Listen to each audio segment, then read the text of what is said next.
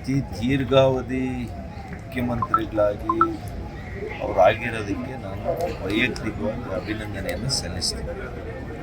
ಏಕೆಂದರೆ ಇಷ್ಟು ಸುದೀರ್ಘವಾಗಿ ಬೇರೆ ಪಕ್ಷದಿಂದ ಇನ್ನೊಂದು ಪಕ್ಷಕ್ಕೆ ಬಂದು ಇಷ್ಟು ವರ್ಷಗಳ ಕಾಲ ಮುಖ್ಯಮಂತ್ರಿ ಆಗಿರುವಂಥದ್ದು ಕಾಂಗ್ರೆಸ್ ಪಕ್ಷದಲ್ಲಿ ಒಂದು ಸಾಧನೆ ಅಂತಲೇ ಹೇಳ್ಬೋದು.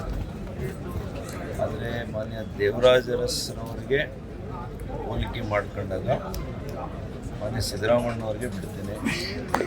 ಅವರ ಆಡಳಿತದ ಪರಿ ಏನಿತ್ತು, ಇವರ ಆಡಳಿತದ ಪರಿ ಏನಿತ್ತು, ಯಾವ ರೀತಿ ಸರ್ಕಾರ ಅದು ಎರಡನೇ ಸಲ 13 ಒಳ್ಳೆಯ ಆಡಳಿತ ಕೊಟ್ಟಿದ್ದಾರೆ, ನಾನು ನೋಡಿದ್ದೇನೆ.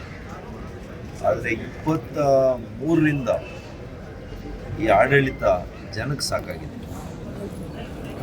ಅವ್ರಿಗೆ ಆಡಳಿತ ಬೇಕಿದೆ, ಅವರಿನ್ನೂ ಮುಖ್ಯಮಂತ್ರಿಗಳಾಗಿ ಇನ್ನೂ ಬಹುಶಃ ಇನ್ನೂ ಕೂಡ ಇರಬೇಕು ಅಂತ ಅವ್ರಿಗೆ ಆಸೆ ಇದೆ, ವೈಯಕ್ತಿಕ ಆಸೆ ಇದೆ. ಆದರೆ ಜನರಿಗೆ ಸಾಕಾಗಿದೆ.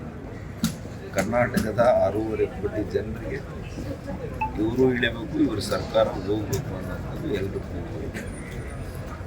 ದೇವರಾಜ ಅರಸರು ಅವರಿಗೆ ನೀವು ಹೋಲಿಕೆ ಮಾಡುವಂಥದ್ದು ಸರಿಯಲ್ಲ. ಮೊದಲನೇ ಅವರು ತಂದಂಥ ರಿಫಾರ್ಮ್ಸ್ ಇದೆಯಲ್ಲ, ಸುಧಾರಣೆಯ ಕ್ರಮಗಳು, ಅದು ಇನ್ನೊಬ್ಬರಿಗೆ ನಾವು ಹೋಲಿಕೆ ಮಾಡೋಕ್ಕೆ ಸಾಧ್ಯ ಇಲ್ಲ. ಏನ್ರಿ, ಬಲ್ಲವರಿಂದ ಬಡವರಿಗೆ ಹಂಚಿದಂಥ ಜಮೀನು ಹ್ಯೂಮನ್ಲಿ ಇಂಪಾಸಿಬಲ್ ಇದೆ ಅಂಥ ಕ್ರಮಗಳನ್ನೆಲ್ಲ ಉದಾಹರಣೆ 20 ಪಾಯಿಂಟ್ ಪ್ರೋಗ್ರಾಮ್ ಅತ್ಯಂತ ಯಶಸ್ವಿಯಾಗಿ ಅನುಷ್ಠಾನ ಮಾಡಿದಂಥ ಒಬ್ಬ ನಿಜವಾದಂಥ ಬದ್ಧತೆ ಇದ್ದಂಥ ಒಬ್ಬ ಹಿಂದುಳಿದ ನಾಯಕ ದೇವರಾಜ ಅರಸು. ಅವ್ರು ಯಾವಾಗಲೂ ಕೂಡ ಅಮರವಾಗಿರ್ತಾರೆ. ಅವ್ರ ದಾರಿಯಲ್ಲಿ ಇವ್ರು ನಡೆದಿದ್ರೆ ಇನ್ನಷ್ಟು ಚೆನ್ನಾಗಿರ್ತಾ ಇತ್ತು ಅನ್ನೋದು ನನ್ನ ಭಾವನೆ. ಸರ್, ದೇವರಾಜ ಅರಸರ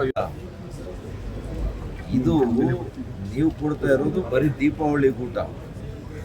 ದೇವರಾಜ ಅರಸರು ಕೊಟ್ಟಿದ್ದು ಜೀವನಕ್ಕೆ ಊಟ.